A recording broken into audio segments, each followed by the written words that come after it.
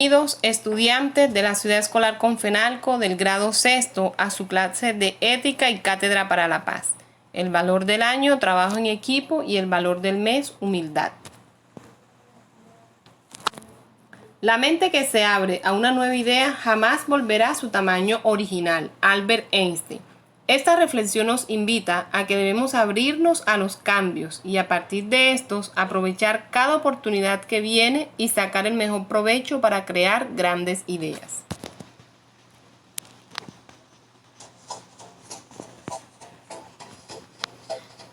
La humildad se basa en saber y aceptar la verdad sobre uno mismo. Tiene dos extremos opuestos. Por un lado, la vanidad o la falsa modestia, y por el otro, los complejos. Es humilde quien tiene perspectiva adecuada de sus propias fortalezas y limitaciones. No es vanidoso ni engreído. Es sencillo. No tiene complejos que lo lleven a aparentar algo que no es.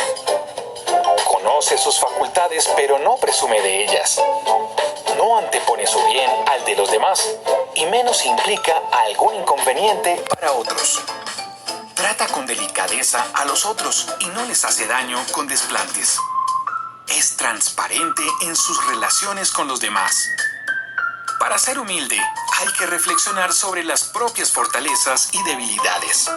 Eso permite sentirse cómodo con lo que se es y aceptar que aún queda por delante un apasionante camino de mejora.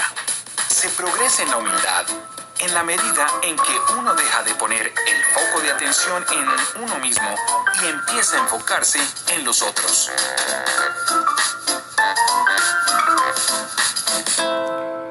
El anterior video muestra cómo el valor de la humildad es importante para relacionarnos con los demás de forma respetuosa, reconociendo la fortaleza sin ser vanidoso.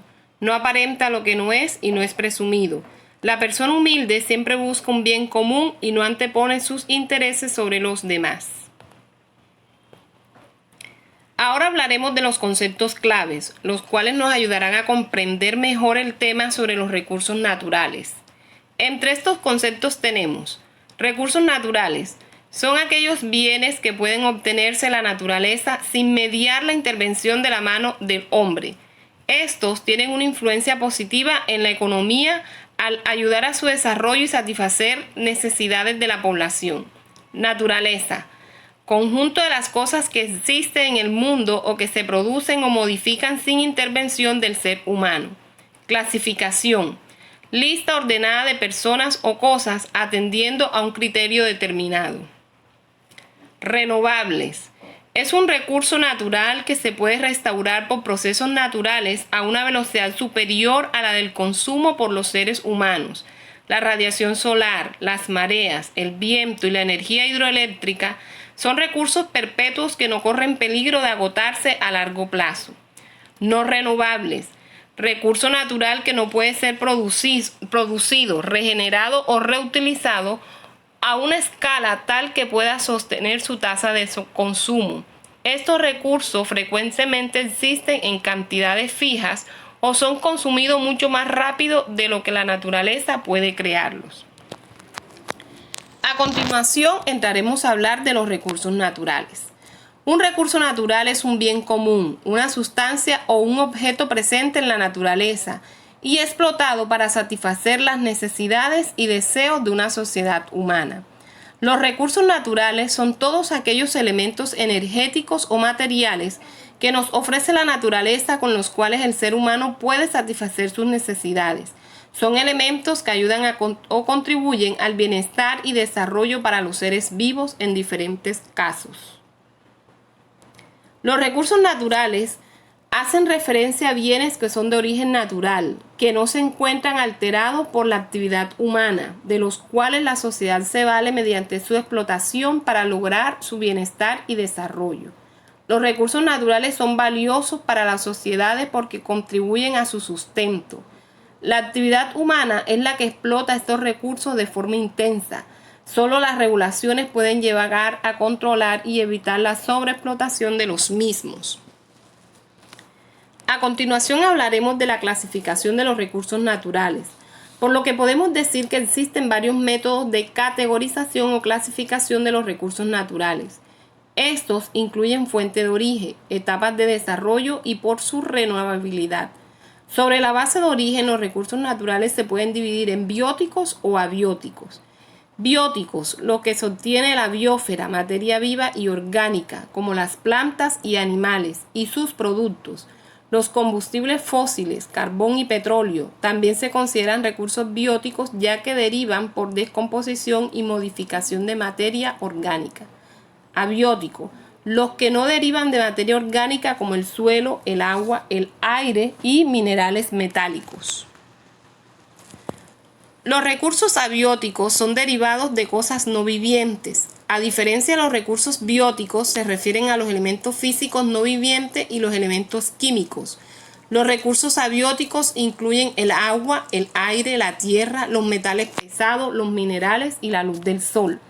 La explotación de estos recursos, tales como agua y minerales, son de gran preocupación. En muchas ocasiones, estos productos son explotados a un ritmo más grande de lo que son reemplazados. Recursos bióticos. Estos recursos son reunidos de la biosfera o pueden ser cultivados, lo contrario de los recursos abióticos. Los más comunes son los bosques, los animales y los organismos marinos.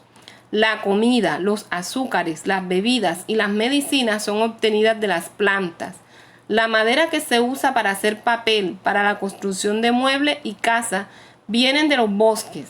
Asimismo, los bosques también pueden proveer oxígeno, dan asilo para otros organismos y afectan el clima. La renovación es un tema muy popular y muchos recursos naturales se pueden clasificar como renovables o no renovables. La diferencia entre unos y otros está determinado por la posibilidad que tienen los renovables de ser usados una y otra vez, siempre que la sociedad cuide de la regeneración. Los recursos renovables son aquellos que se reponen naturalmente. Las plantas, los animales, el agua, el suelo, entre otros, constituyen recursos renovables siempre que existe una verdadera preocupación por explotarlos en forma tal que se permita su regeneración natural o inducida. Algunos de estos recursos, como la luz del sol, el aire, el viento, etc., están disponibles continuamente y sus cantidades no son sensiblemente afectadas por el consumo humano.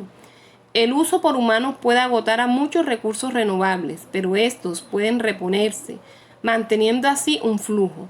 Algunos toman poco tiempo de renovación, como es el caso de los cultivos agrícolas, mientras que otros, como el agua y los bosques, toman un tiempo comparativamente más prolongado para renovarse y son susceptibles al agotamiento por el exceso de uso. Los recursos, desde una perspectiva de uso humano, se clasifican como naturales, renovables, solo mientras la tasa de reposición o recuperación sean superior a los de la tasa de consumo.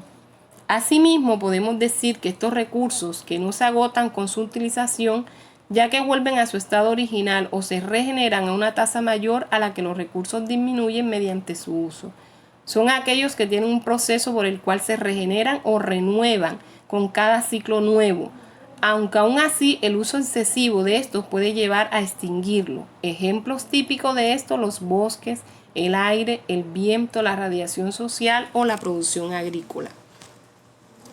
Los recursos no renovables, por su parte, son recursos que se forman muy lentamente y aquellos que no se forman naturalmente en el medio ambiente.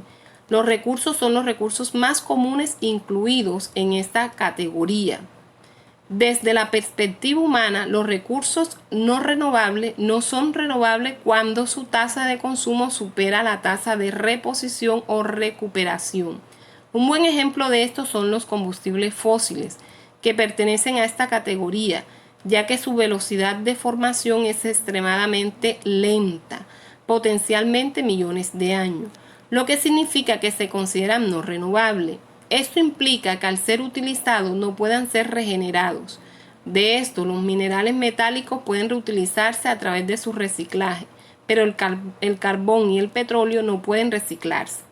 Estos recursos naturales que no pueden ser producidos, cultivados, regenerados o reutilizados a una escala tal que pueda sostener su tasa de consumo son limitados en cantidad. En algunos casos, estos tienen también un ciclo de renovación, pero que no llegan al ritmo de extracción o explotación de los mismos. Se trata de recursos naturales que no pueden ser producidos ni reproducidos por el humano a un cierto nivel que sostenga la tasa de consumo. Ejemplos típicos de estos son el carbón, metales, el gas natural o el petróleo. Sobre la conservación de los recursos naturales podemos decir que el pensamiento ecologista es el único en defensa de la conservación de estos recursos. Para lograrlo es necesario concientizar a las personas acerca de los efectos negativos que sufre el planeta. La actividad productiva industrial es la principal responsable de la extinción y el consumo de los recursos. Sin embargo, la concientización debe generalizarse y ser una cuestión importante en la vida de todas las personas. Todos podemos ayudar en el día a día, haciendo un uso racional de los recursos, ahorrando agua, separando los recursos, usando medios de transporte que no contaminen, etc. Una conciencia cada vez mayor sobre el mantenimiento de los recursos naturales garantizan un mejor y más saludable entorno natural para las generaciones futuras. Es de gran importancia que las empresas vayan desarrollando técnicas de producción no nocivas para el medio ambiente y principalmente desarrollen y adopten nuevas tecnologías que le permitan reemplazar los recursos no renovables por recursos renovables. Por ejemplo, la utilización de energía eólica o solar. Para ello es importante que el Estado Nacional invierta en avances tecnológicos para lograr y fomentar la concientización sobre un uso prudente de los recursos no renovables. La conservación del medio ambiente debe considerarse como un sistema de medidas sociales, socioeconómicas y técnico-productivas dirigida a la utilización racional de los recursos naturales. La conservación de los complejos naturales típicos, escasos o en vías de extinción, así como la defensa del medio ante la contaminación y la degradación. Las comunidades primitivas no ejercieron un gran impacto sobre los recursos naturales que explotaban, pero cuando se formaron las primeras concentraciones de población, el medio ambiente empezó a sufrir los nuevos daños de consideración. En 1982, la ONU desarrolló la Carta Mundial de la Naturaleza, en la cual se reconoce la necesidad de proteger la naturaleza de un mayor agotamiento debido a la actividad humana. Indican las medidas necesarias que deben adoptarse a todos los niveles sociales, desde el derecho internacional al individuo para proteger la naturaleza. Entre estas resaltan la necesidad de un uso sostenible de los recursos naturales y sugieren que la protección de los recursos deben ser incorporados en el sistema de derecho en el ámbito estatal e internacional. El mantenimiento de los recursos no es solo de gran importancia en lo que respecta al aprovechamiento como sustento de las sociedades productivas modernas, y como ello el ser humano, sino también porque son parte esencial del contexto natural que nos rodea, es decir, implica la relación que el ser humano tiene con la naturaleza, los ecosistemas, los hábitats, la geografía, la flora y la fauna.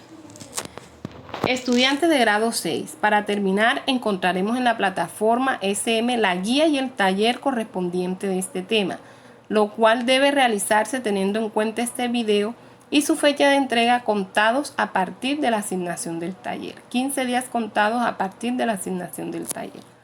Para este taller, tenga en cuenta la siguiente rúbrica de evaluación, lo cual especifica los aspectos a evaluar como la presentación del trabajo, la interacción del estudiante con el docente, desarrollo del indicador del saber, el hacer y el ser. Gracias por su disposición y apoyo desde casa. Nos vemos en la próxima clase.